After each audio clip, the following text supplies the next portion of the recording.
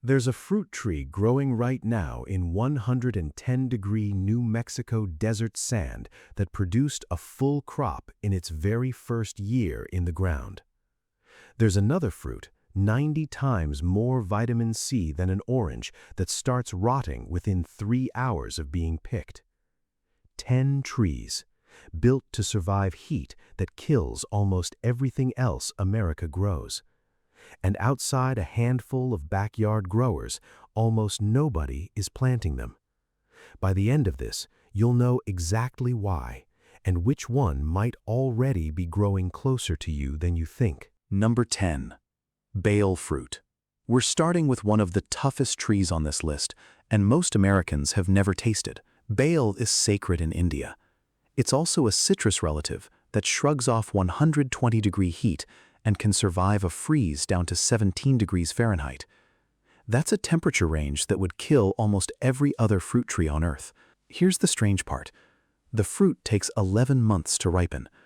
By the time one batch is ready, the next flowering has already started. The tree is basically never empty, but you can't just bite into it. The shell is rock hard. You crack it open like a coconut to reach the sticky, aromatic pulp inside, which has been used in traditional medicine for thousands of years. If you think that sounds high maintenance, wait until you hear what number 9 requires just to produce a single piece of fruit. Number 9. Kei apple.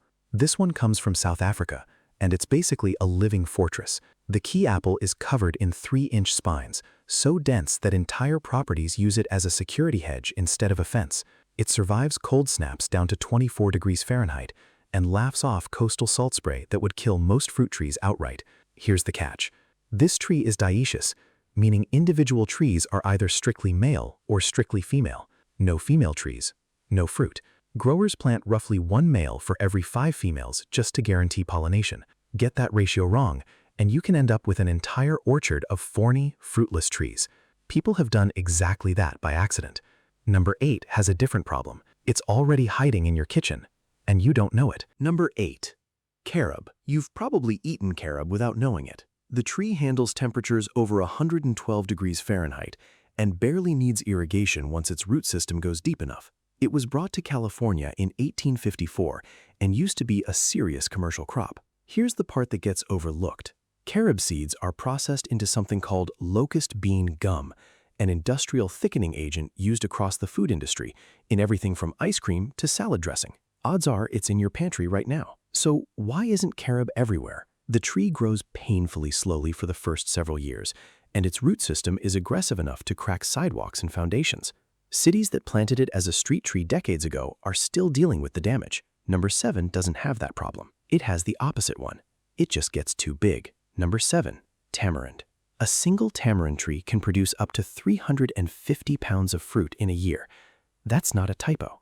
It tolerates heat above 115 degrees Fahrenheit, thrives in clay, sand, or alkaline soil, and is one of the most wind-resistant trees on this entire list, which is exactly why it doubles as a windbreak in storm-prone regions. The pulp inside those curved brown pods is sharp and sour when young, turning into the sticky sweet base used in candies, sauces, and drinks across Latin American, Caribbean, and Asian cooking. The problem is size. We're talking a tree that reaches 65 feet tall with a 50-foot spread, and it can take 6 to 8 years before it even starts bearing fruit.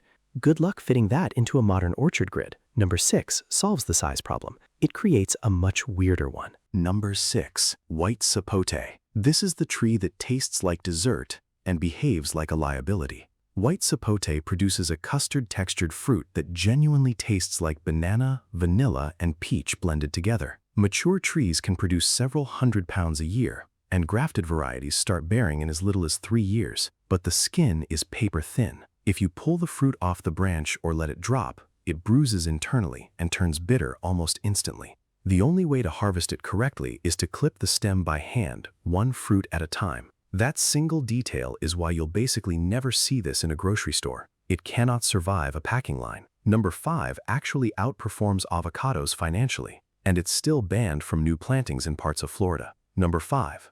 Sapodilla. Sapodilla is one of the most profitable alternative fruit crops in South Florida. Growers net around $6,400 per acre annually, more than avocados. The fruit tastes like brown sugar wrapped in pear flesh, The wood is so flexible it shrugs off hurricane-force winds, and the tree's milky latex was the original source of chicle, the base ingredient in chewing gum, before synthetic substitutes took over. So why isn't every farmer in South Florida planting it? Because state agencies have officially classified it as an invasive species in Central and South Florida. New commercial plantings are restricted, even with the economics working in its favor.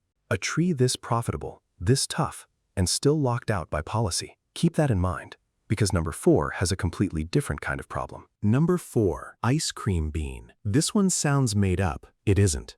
Inside a long, ridged green pod is a sweet, white, cottony pulp that tastes almost exactly like vanilla ice cream. It grows on a fast-growing tree from the South American rainforest that fixes its own nitrogen in the soil, meaning it can thrive in nutrient-poor dirt that would starve most other crops. A grower in Goleta, California, actually uses this tree as living shade and windbreak canopy for his Arabica coffee and avocado trees, letting it do double duty as both crop and infrastructure. Here's the catch. The seeds inside lose viability within 2 weeks of harvest. You can't store them, can't ship them dry, can't bank them for next season. Miss the window, and that batch is gone for good. Number 3 might matter more than every tree on this list combined, because it could save an entire American industry. Number 3, Australian desert lime. This is a small, brutally spiny citrus relative from the Australian outback, and it might be sitting on the cure to a disease that's devastating United States citrus. It survives temperatures past 105 degrees Fahrenheit, grows in alkaline desert soil most plants can't touch, and produces tiny lime-flavored fruit packed with juice pearls people call citrus caviar. Here's the real story. Researchers at the University of Florida have identified this plant as a key source of genetic resistance to citrus greening, the disease that has been wiping out orange and grapefruit groves across the state for years. Breeding programs are now using it to try to pass that resistance into commercial citrus varieties. A nearly forgotten desert shrub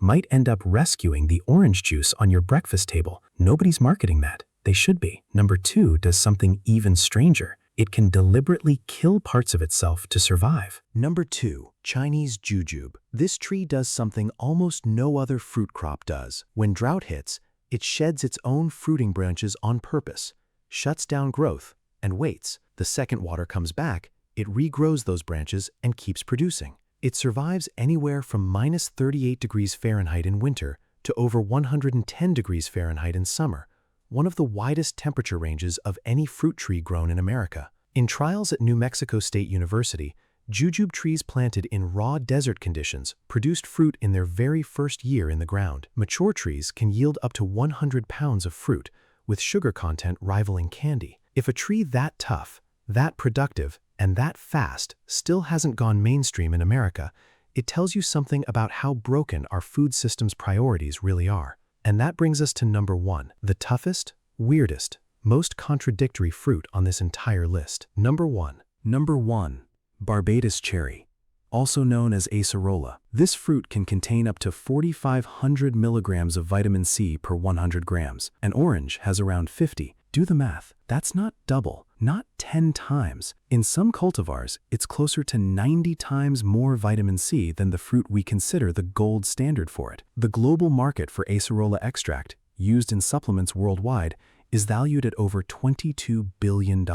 And here's the twist that explains why you've probably never eaten one fresh. The fruit is so delicate that it begins fermenting within 3 to 5 hours of being picked, not days, hours. By the time a normal fruit would still be sitting on your counter, this one is already breaking down. That's the pattern across every single tree on this list. The exact traits that let them survive heat, drought, and soil that would kill anything else, thick skins, deep roots, brutal toughness, are often the opposite of what makes a fruit easy, durable, or shippable. Nature optimized these trees for survival, not convenience.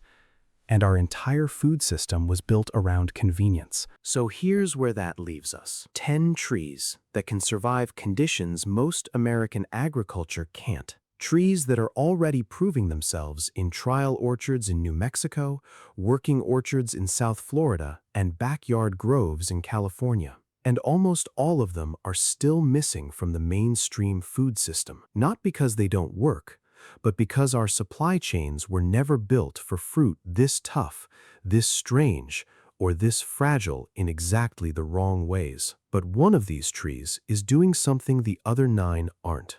It's not just surviving extreme conditions. Researchers think it might be able to save an industry that's already collapsing. That's its own story, and it deserves more than 60 seconds at number 3.